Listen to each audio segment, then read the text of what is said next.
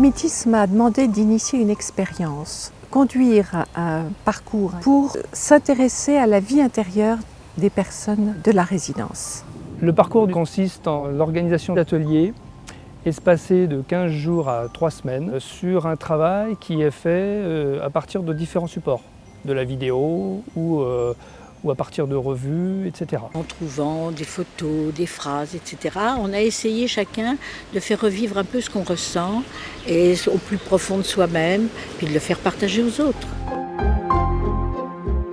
Ça permet de donner beaucoup et on reçoit beaucoup. Nous avons abordé tout ce qui, au fond, concerne la vie intérieure des personnes âgées. Qu'est-ce qui a changé avec la vieillesse? Qu'est-ce que la vieillesse a apporté? Par exemple, une plus grande sensibilité, une plus grande sensualité, une capacité d'apprécier les petites choses qui est bien plus grande que quand ils étaient jeunes. On a parlé de l'amour. Comment est-ce qu'on aime à 80 ans? Les personnes se sont exprimées sur cette tendresse, cette affection pour les petits-enfants, pour les arrière-petits-enfants, l'importance de l'amitié. On a parlé de la solitude. Dans ces résidences, les personnes disent qu'elles ne sont pas isolées, mais elles peuvent vivre des moments de solitude, parce que ça va avec le grand âge.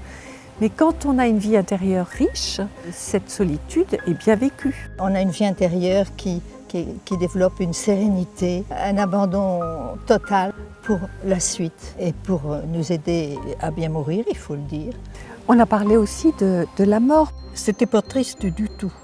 Ça nous a fait réfléchir et finalement, je pense qu'on aborde ce problème-là plus sereinement maintenant. D'abord, ça a formé une bonne cohésion avec le groupe, ça a permis de mieux se connaître. C'est un peu le sens de ce qui était prévu, comment donner un visage souriant, si on veut, de la vieillesse.